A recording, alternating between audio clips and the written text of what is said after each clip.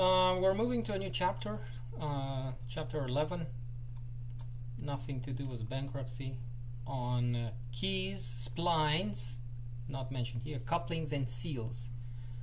These are machine components that are usually used with shafts, definitely keys, couplings, and splines. Seals, of course, you have seals between stationary parts like transmission housings and the like. Okay, so the first section is on keys, and particularly parallel keys. These are components that go between a shaft and a hub, and in the shaft there is a key set. The hub has what is called a key way, okay, and you insert the key or you position it on the shaft, and you assemble the two together, and the feature of the key, the material, it's the one that's allowing the torque to be transmitted between the shaft or the hub, or vice versa from the hub to the shaft. I said that the common type of keys are the parallel keys. They could be either square in cross section, or they could be rectangular, the width being more than the height. Ends could be straight or rounded, and the key set, now the key set could be machined with a end mill, also called finger end mill, or could be machined with a disc type or cylindrical type tool on a milling machine. The ends, when a finger end mill is used, the ends will be round, the diameter of the end mill, and if it's a disc or a cylindrical mill, there will be that sled runner, and the stress concentration factor. There's chapter 12 on designing shafts. It's listing, finding the page quickly, also referred into the text. So the stress concentrator, due to the keys, it depends on the geometry, whether it's a sled runner. If you go to page 516, so it will be a for the profile key set, stress concentration factor is higher than for the sled runner. Okay, the rectangular keys are used for shafts that are greater than 6.5 inches diameter. The smaller size shafts, the keys that are used are the square keys. Okay. On this table 11.1, you have the key dimensions recommended for, this should rather be nominal shaft diameter range. So if it's between 0.3125 and up to 0.4375, the recommended key dimensions are 0.09375 by the same number. So up to and including 6.5, the keys are square. For the highest nominal shaft diameter range for 5.5 to 6.5, it's the last that's recommended to use a square key 1.5 by 1.5 inches shafts that are their diameter is higher than that. You can see they're rectangular or flat keys. Likewise, we have for metric sizes. Okay, so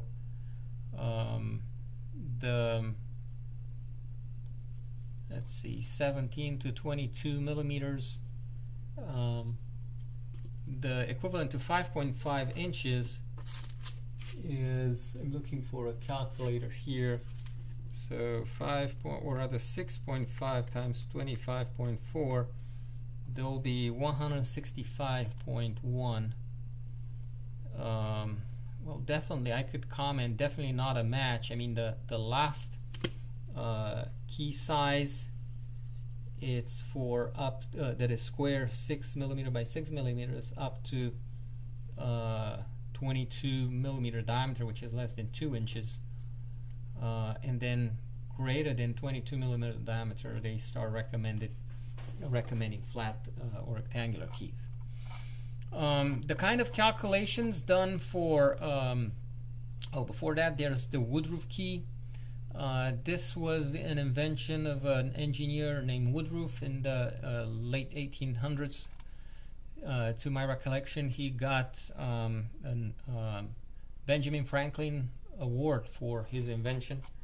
Woodruff keys, they are different in geometry. They are like a portion of a cylinder of width W, that is the height of the cylinder is W.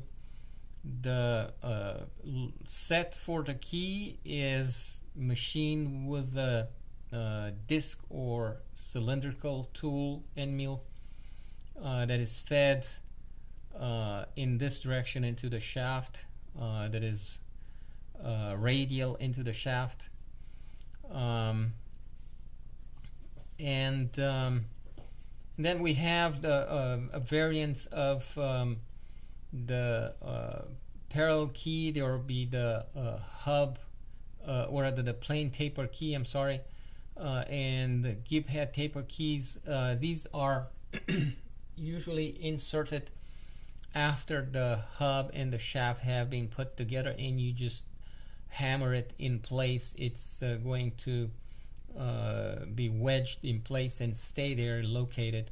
The gib head allows for the key to be extracted, and then a version of works as a key, although the way you have the set and the way done is by drilling a hole with the cylinder and the hub assembled together, and you press fit a pin in place.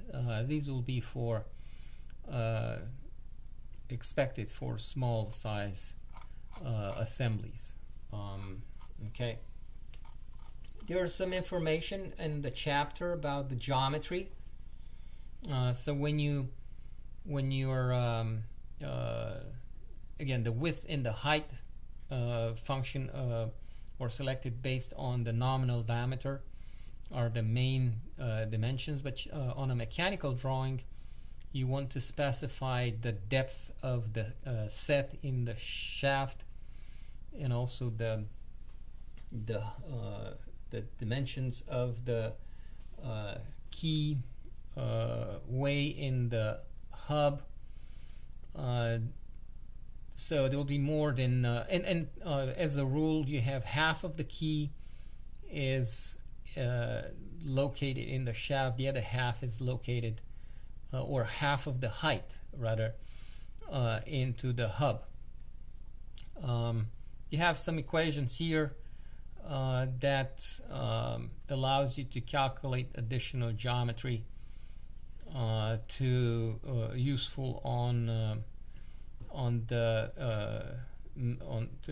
put them on the mechanical drawing for the machinist to know how deep the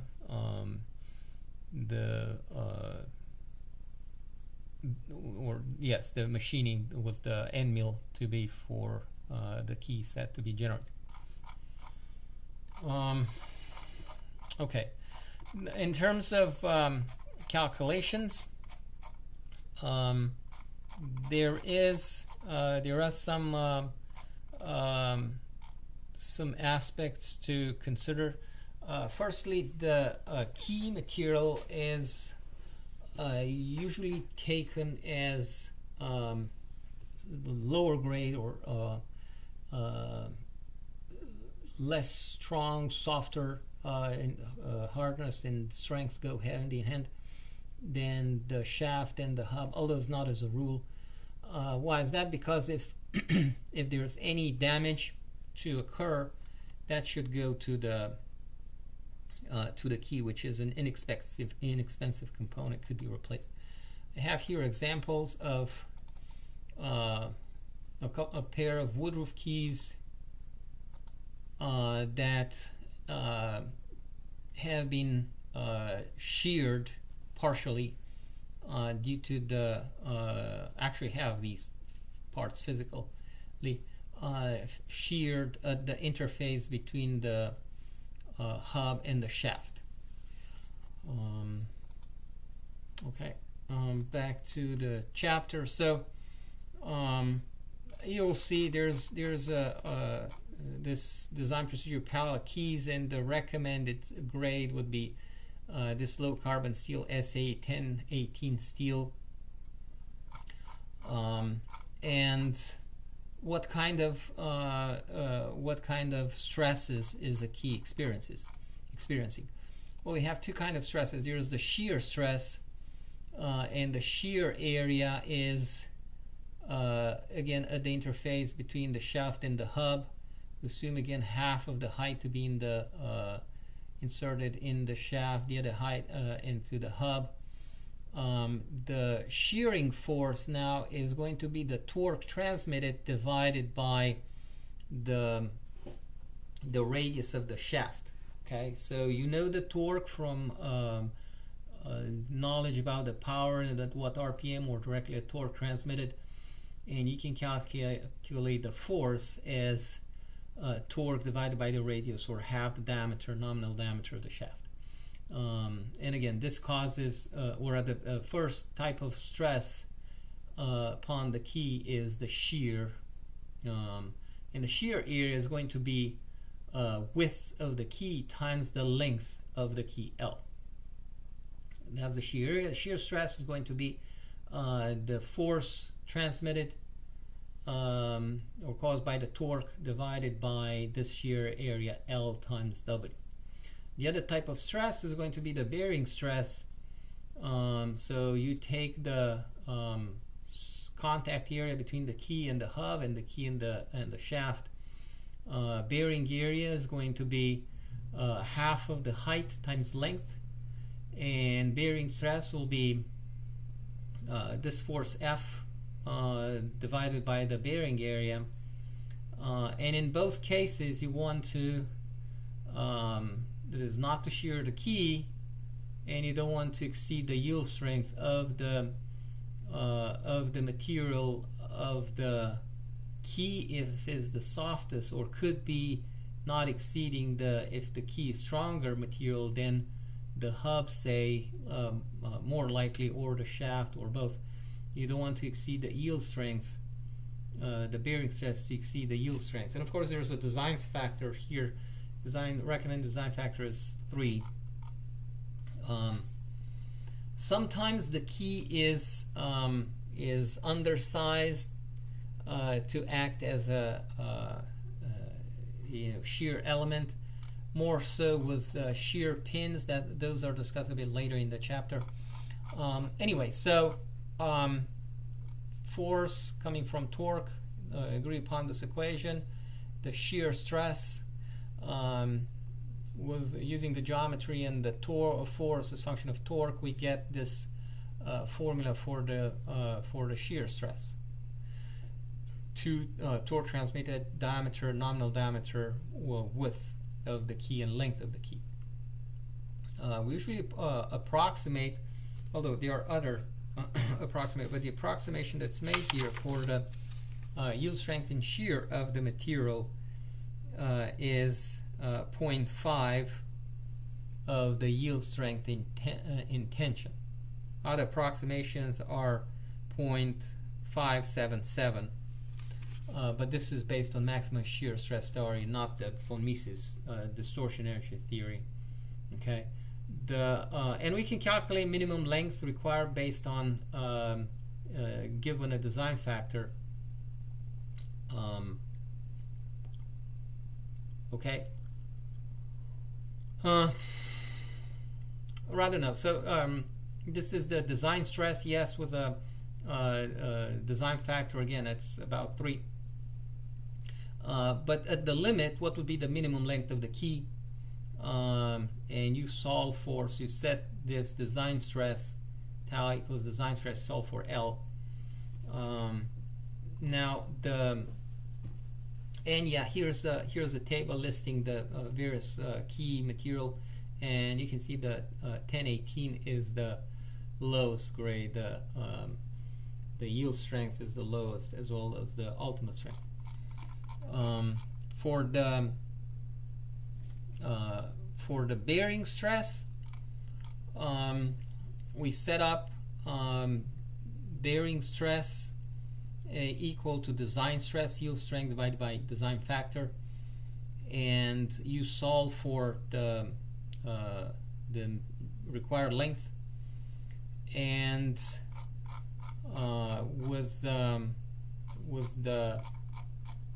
so what is here to observe? It's 4 instead of 2, and then instead of design shear design strength or design stress, here we have the tensile design stress. And if the key material is the weakest of the hub and the shaft and the key, so hub and shaft are stronger raised, then from and for square keys, pay attention. So for up to 6.5 inch diameter, from consideration of shear and from consideration of bearing stress, the minimum length would be the same. With this approximation that was considered, that the yield strength in shear is approximately 0.5 of yield strength in tension. I would recommend you to use in your calculations the early equations rather than the formula for the minimum length. And secondly, calculating a length, the minimum length of a key doesn't mean that that would be the selected length. I have seen students choosing a key that appeared to be like a little cube, okay, or almost like a cube, just because the minimum length ended up being that small. The key length, it should be usually occupy most of the width of the hub, okay.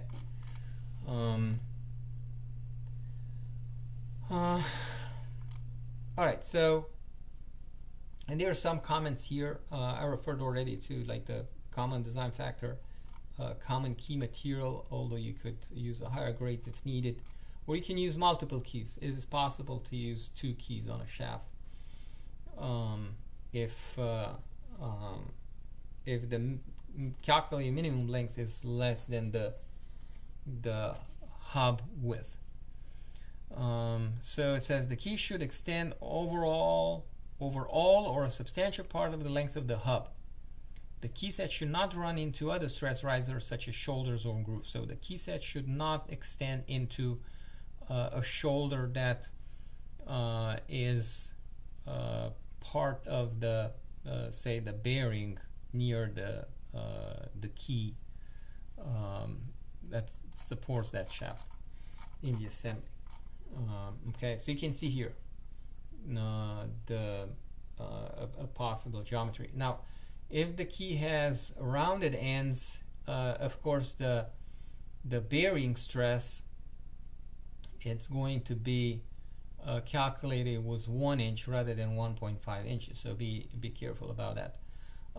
As for an accurate analysis, the shear area should also be adjusted, so it's not 1.5 inches times 0.5, rather 1 inch plus the area of a disc of radius or a diameter 0.5 inches. With the woodroof key, things are a little bit more involved. If you draw the key, and you can see here the proportions, and I could see a typo. So B, it's the diameter of the cylinder off which the woodroof key was machined. F is not coincident with B, is more like the maximum width of the key. Again, it's not very obvious from this drawing. And then you have different bearing areas. So what is the assembly's part of the key was the shaft, yields the bearing area in the shaft, and then the bearing area between the key and the hub would be different. Larger size, you can see they also have these treatments at the ends. The chapter has some equations, allows you to calculate so here for woodroof keys, calculate the shear area in the or shear area first, and then bearing areas in the shaft and the hub. Accurate drawings of the woodroof key, and say using AutoCAD, you can calculate area of that region. So convert it to regions and inquiry for properties and return the area. Okay. So this is about keys. Alternative to using keys, there are splines, quite substantially, quite common in automotive industry, and this shows a shaft with splines to it. They may have been rolled rather than machined out of solids, don't know, and the shaft has been plastically deformed due to torque. But this is how splines on a shaft can look like. And those on the photograph, those are involute splines. Splines could be straight-sided splines, and their geometry is like you see it here. With the involute splines, the geometry is the flanks are not straight, but rather portions of involute. So this is the involute geometry of the involute spline. Now, for straight splines, there are 4, 6, 10, and 16 number of splines. So this is the case with 6. This is the case with 4 splines, and it's based on the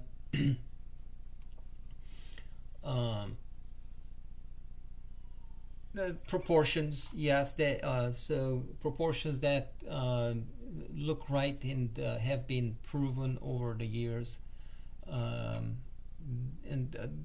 The shaft with the hub assembly can transmit torque at a permanent fit, or there might be a need to slide the hub relative to the shaft without load. This could be the case of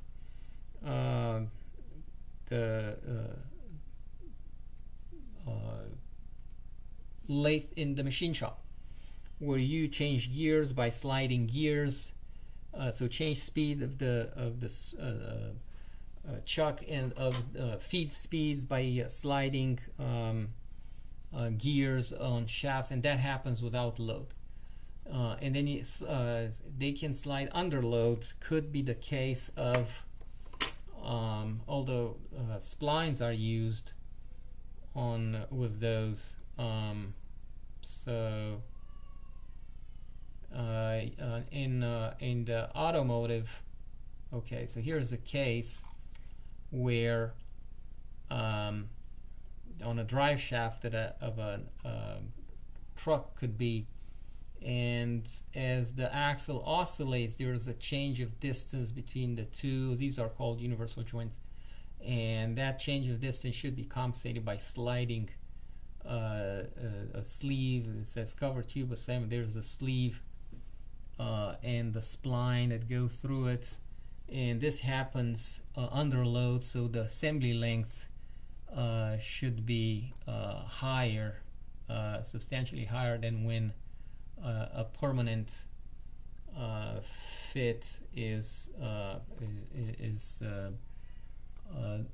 used. Okay, so this is about the proportions. So W, and then height and minor diameter, you get them here depending on the fit again. So permanent fit, some proportions. If it's sliding fit on one, it's not available as 4. Oh, it's only 4 splines, only 6, 10, and 16. And then if you look at the height, you know, it's double the height, and of course the diameter needs to follow. Okay, and an in-between value, so 0.05, 0.1 of the diameter, and for sliding without load, it's a value in between. And again, you can work with the length of the assembly. It's just that longer assembly, they are sensitive to imperfections, geometric imperfections of the splines. Okay. So when it comes to doing calculations, the torque capacity of splines are based on limiting the bearing stress to 1000 psi, and this is the design factor. This is an average or sort of pitch, mean radius of the splines, and the height, depth of the spline, and then this is the 1000 psi. Okay, this, if you look at the units, so you have psi, pound per square inch, and then per square inch you multiply by inch and by inch again. So the units here is just pounds. So this is torque per inch of assembly, per inch of length. So this should be maybe labeled a bit different. This is not the torque transmitted, but the torque divided by the length of the hub assembly length. And units are pound inch per inch. Okay, so it says torque capacity per inch of length of spline, and expliciting what the mean radius is and what the height of the spline is, you get to this alternate formula. And then depending on whether it's 4, 6, 10, or 16 and the type of fit, you can run the calculations, and find it's given here for 6. If I ever said this is design factor, it's not. This is number of spline.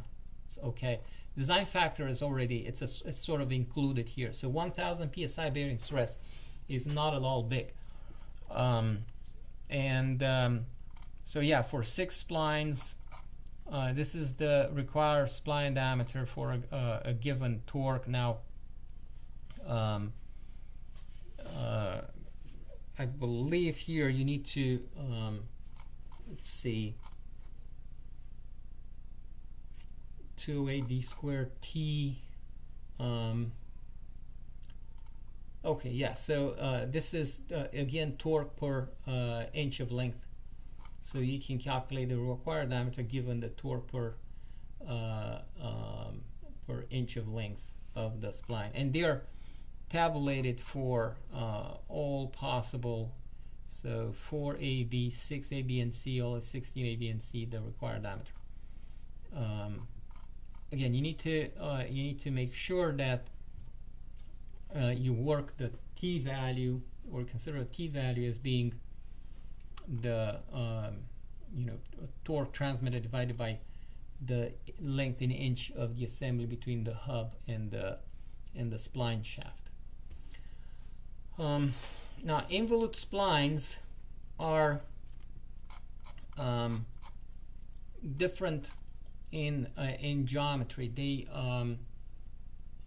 have the, and the book does not, it discusses just a little bit about their geometry and the fact that they can be fabricated using the same process as producing involute gears. They could be centered, or centering between the hub and the shaft could happen on the flanks, or side fit, or could happen on the major diameter. All right, where you want to maintain concentricity between the shaft and the hub part. So other than number of splines or teeth, here is defined as the diameter of pitch. The diameter pitch is sort of proportion of the or size, overall size of the spline, and it's defined in number of splines or number of teeth divided by the diameter, the pitch diameter of the spline. And there's also what's called circular pitch. So again, there's like an in-between, an average diameter, and that average diameter corresponds to where this distance equals the thickness of the tooth, is the space between two teeth if we're to take the shaft to analyze it. Likewise, could be the space in the thickness of the tooth, where the two are equal on the hub. Again, it's called pitch diameter, sort of average diameter, but it's not all average of the major and minor diameters. Those are called addendum and addendum diameters in gear theory. So there's also circular pitch, and that's the circumference of the pitch circle divided by number of teeth, because of the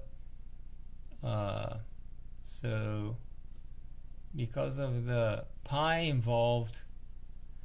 The circular pitch is a irrational number. That's why diameter of pitch is preferred, because in specifying the proportions of the splines, because there's no pi involved. Let's see, there appears to be a typo here. So I have a lowercase p. Yeah, this is a capital P. So this P should be this P, lowercase p, circular pitch, capital P from here goes here. Okay. In terms of pressure angle, in gears, common pressure angles are, the most common is 20 degrees. There's also 25 and is it 14 and a half? But with splines, the pressure angle is it's higher. And as you can see, 30 degrees, 37.5, 45 degrees. So the hubs used to fabricate splines it's not quite the same as as for here, for one thing. And splines could also be produced not just on using the hobbing process, or could be also produced through broaching. Particularly the hub part, could be, the splines could be broached, while by all appearance this has been, if you look carefully, this has been rolled, obtained through rolling, and you get better strength if you roll the splines versus machining them, because machining, you cut through the fibering of the micro segregations of the workpiece. Okay, we'll discuss more about gears with other occasion in mechanical systems design, actually. Okay, so the more things here about this number. The diameter of pitch is standardized units, again, at 1/inch, and these are standard values. In the metric system, instead of the diameter of pitch, which is the defined number of teeth divided by diameter, the pitch diameter, in the metric system, what's standardized is the inverse, pitch diameter divided by number of teeth, and that has units of millimeters. Those are also standard. I can see here some values. With the diameter of pitch, the higher the number, the finer the tooth. With metric, the higher the number, the coarser the tooth will be.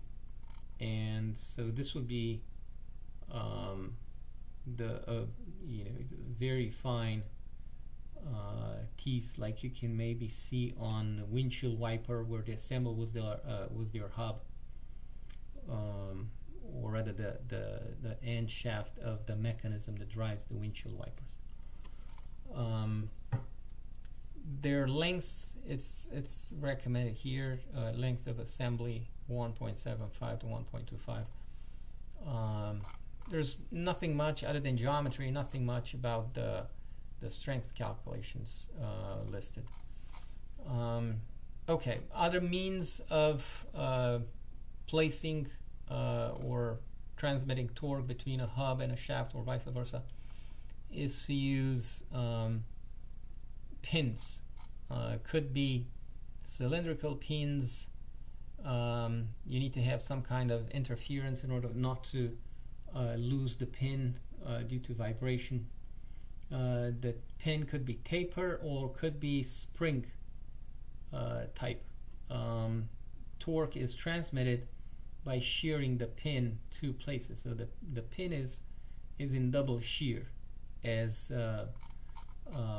shown, and you calculate the torque, rather, given the torque, you calculate the shear force, and don't forget it's double shear, so you take it twice, so it'll be torque divided by diameter is giving you the shear force.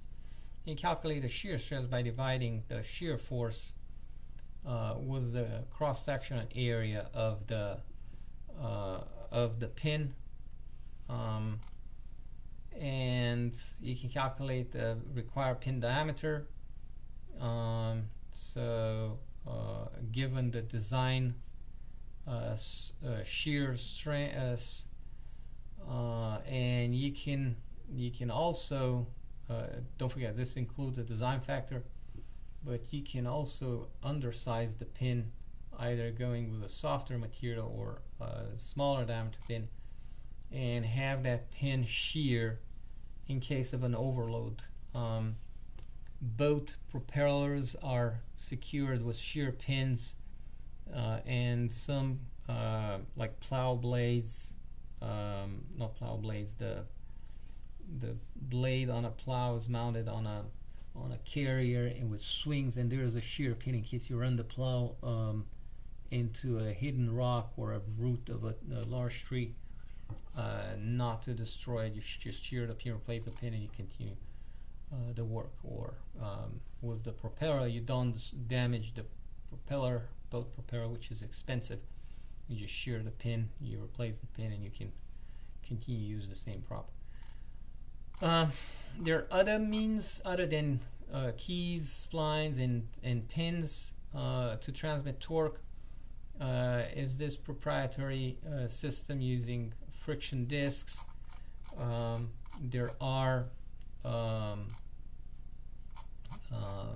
polygonal shapes both on the shaft and on the hub part, and could be, this one appears to be also tapered, so it's a three-sided polygon and also taper. This is what we're looking at. This is a rectangular polygon, and we can locate a conjugate shaft, and then there is the split taper bushing. I can take you to a piece of equipment where I know they're used. So this is a taper piece. It can also utilize a key or it may not, and as you tighten the 1, 2, 3 appear to be, you squeeze, and there's a split, so you squeeze again the bushing against the shaft by tightening these, so you use friction in addition to a key if there's any in use. Set screws, very common set screws. Now with a set screw you have some drawbacks. You may use more than one in terms of whether the set screw doesn't go loose due to reversing motion or vibrations, and then there is a contact stress. The set screw could be flat, rounded, or pointed, tapered. There are some recommendation or rules of thumb, like what my type of force capacity you'd expect based on their actual size. Set screws of 1 inch, that's quite a bit of a set screw. I know a student project where they used purchased gear motors. Gear motors meaning an electric motor that has a gear reducer built with it, and they had issues with some set screws. Never, or in their case, so they had reverse torque and overloading and sudden overloading, and set screws were not transmitting, or essentially were wearing out. Okay, you can have assembly on a taper, and this is where a woodruff key goes better. I think almost as a rule on a tapered shaft you would see a woodruff key, because it's easier to just machine the key set for a woodruff key than to machine the set for a parallel key on a cone, or the key may be missing altogether. You just rely on the friction that's maintained between the hub and the taper part of the shaft. Okay. Other means of transmitting torque is through like press fit. I visited an assembly plant, and we witnessed as they were assembling crankshafts for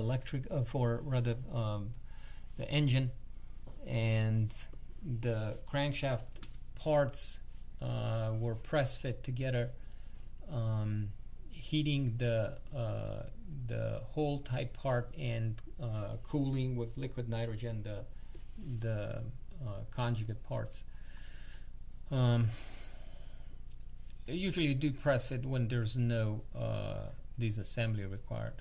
And you can mold plastic over knurled or grooved sections of the shafts, either plastic or could be rubber. An example being like right here. So if I fast forward, I can show you. So here you have the metal ends of the coupling, and in between there is a rubber flexible element which is molded over the two bushings. There's no continuous metal in between, there's rubber material.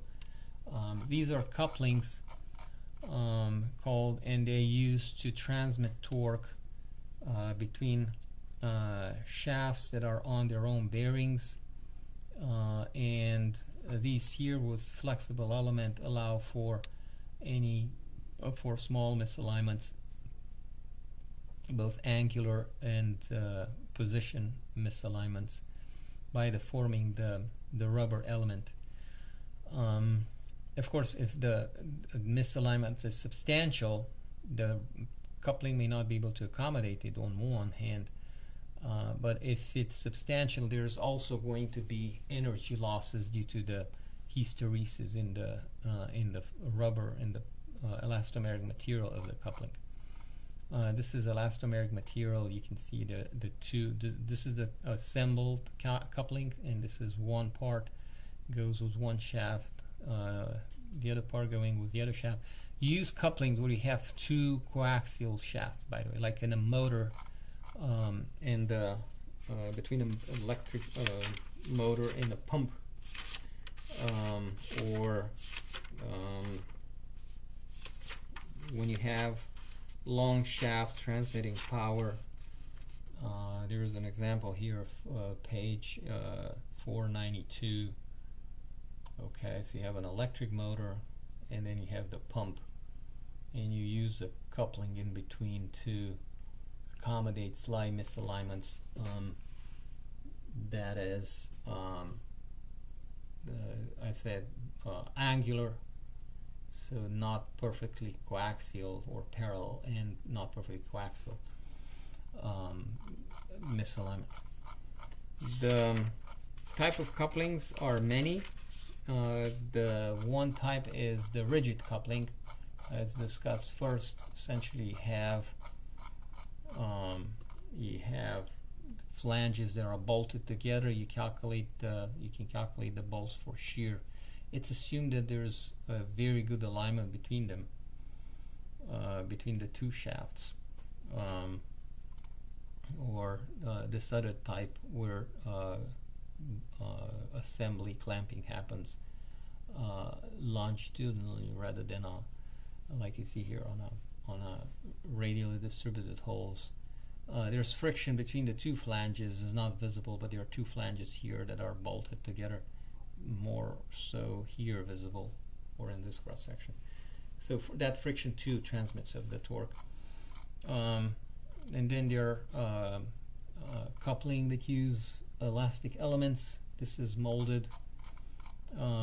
These couplings here, they have some so they're like two sprockets face to face, and this is a double link chain. And because of the slight clearance, I can have and the teeth being beveled, I can have slight misalignment, both angular and radial. Mostly radial.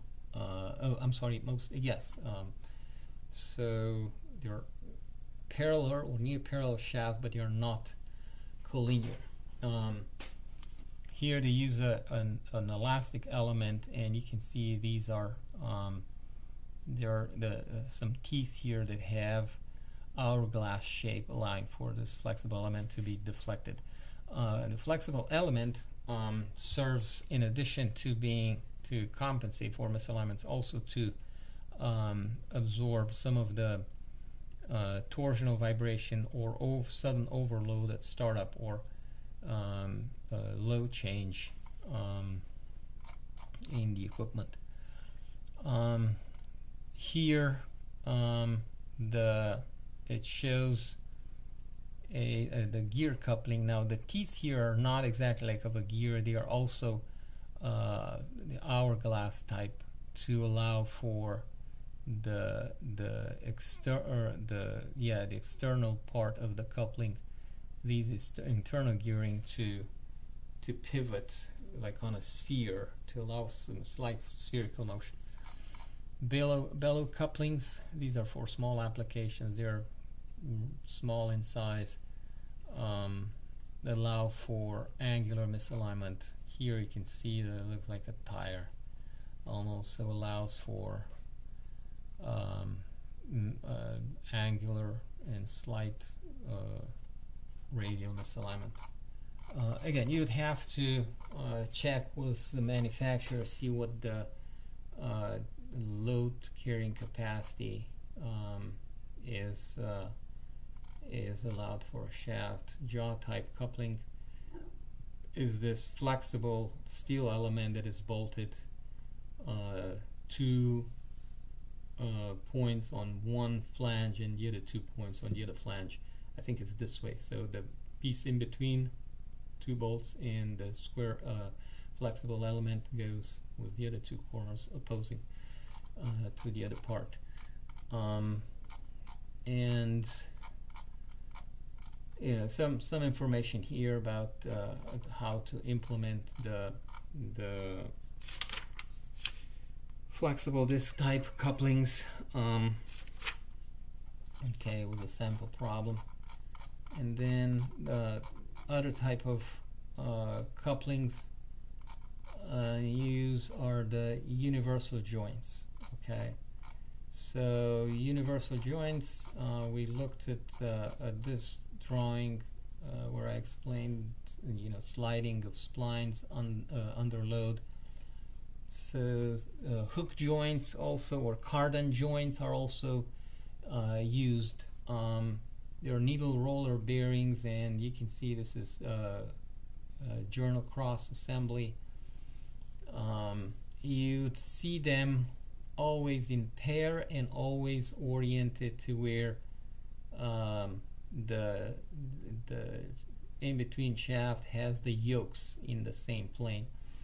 Moreover, in order to maintain homokinetism, that is the same, if the input speed is constant, same would be the output speed. It's not shown here, but elsewhere is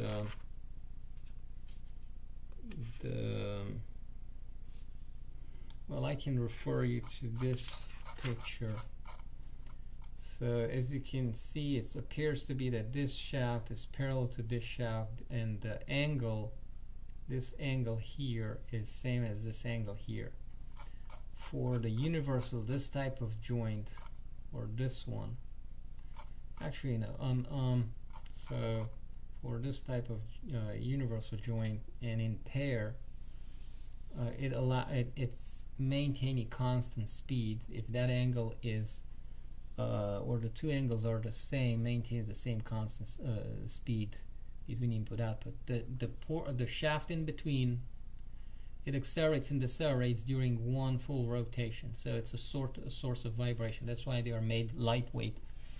In some automobiles that are rear-wheel drive, they are made of composites to reduce the vibration that's transmitted to the chassis. This is not homokinetic. Am I saying the right thing? No.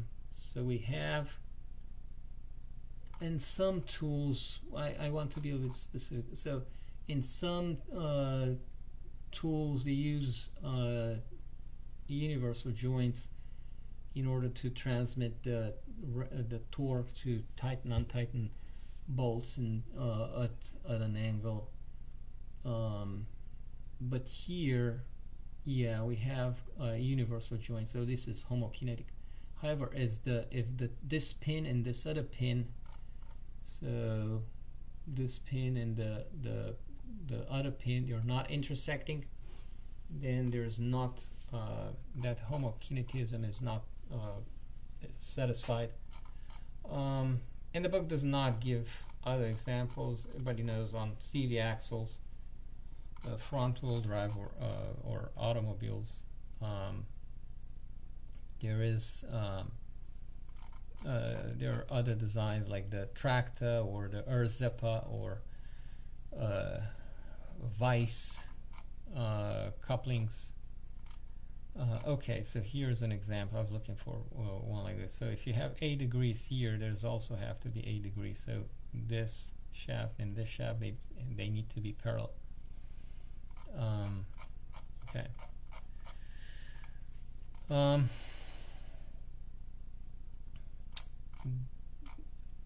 What else you can see use with shafts? There are retainer rings discussed here. You use them to secure bearings or hub type parts, pull these gears on their shafts, so they are called retainer rings. You need to have grooves in shafts, and they come with stress concentrators. Here's the common example. So external, this is internal retainer ring. And these are also called E-clips, and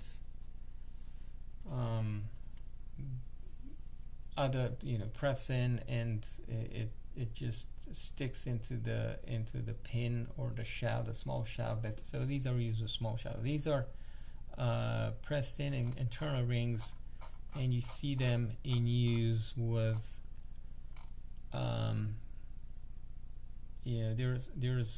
there's a show groove. Okay, so they are used with certain type of nuts, where you bend one of these into a groove on the nut to hold it in place. And in addition, not shown here, there may be a groove to fit or other feature, a pin to fit into a groove. Elsewhere in the book, in the chapter on bearings, they are discussed a bit more. Use collars, say, to or bushings, like sort of spacers, and then shoulders. You always have shoulders. Most cases you have shoulders to locate bearings. So yeah, here you use a nut with this kind of a washer, but then there's a shoulder on the opposite, on the right, to locate the bearing. And then so we said retainer ring, we said collar, shoulders, spacers, and then lock nuts or gem nuts are used to earlier in the chapter. When we looked at okay, so it was an example, but okay, so here you see you need to prevent this screw from coming out. It depends on, so if you can select the direction of rotation with this either left hand or right hand of the threads to prevent them from coming out. An example being the bicycle pedals. On a bicycle, the left pedal is the left hand thread in order to tighten as you paddle forward the bicycle. A lock nut, so you have a nut, and a lock nut or a jump nut is called. You can have nut with plastic inserts. We'll discuss a bit more in the section or chapter on fasteners. Okay, or it could be a castle knife with pin joint. I have photographs that I taken. This is an example on a so you could make this lower resolution. Okay, so see how the nuts are secured with wires. This are of a rocket engine. I photographed this at a visitor center in Huntsville, Alabama. All right. So I would say this type of things, to some extent, being aware of their existence and adopting them in your design are the start point. I was not aware of this. Again, they go with small size shaft, and machine shop technicians recommend for a project of mine this kind of assembly. Here it says caution against over-constraints. There are thermal expansion, also over-constraints in terms of shaft alignments. So as a rule, on a shaft you don't have more than 2 bearings. So one bearing here and one bearing here, 2 points on a line. If you want a third bearing,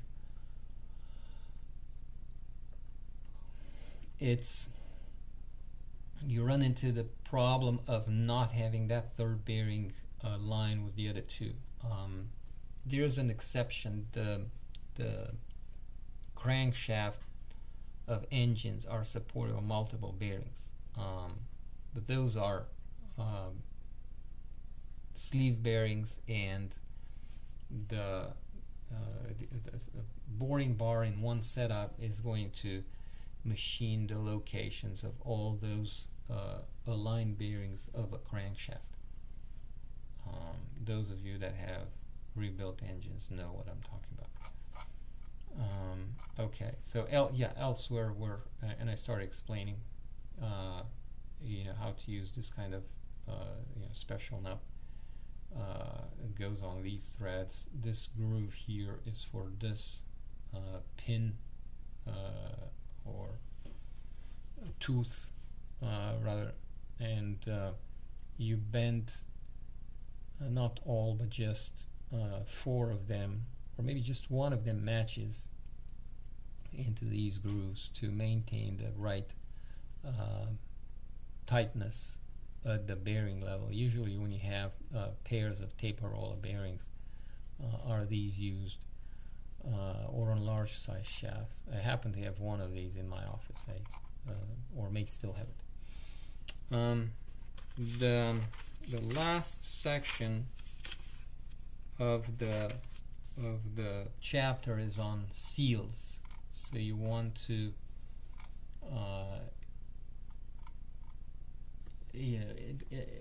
keep contaminants away from an enclosed area.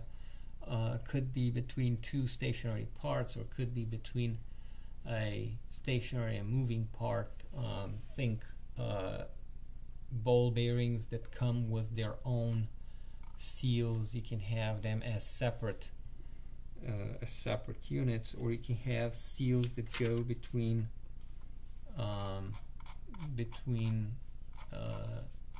like in hydraulic cylinders. You have seals to prevent the oil from leaking between the chamber and the rod.